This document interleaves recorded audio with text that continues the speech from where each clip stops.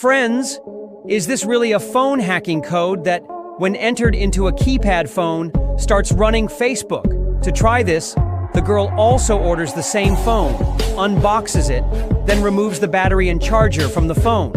After that, she connects a data cable to the phone and puts it on charge. After some time, when the phone is charged, she turns it on.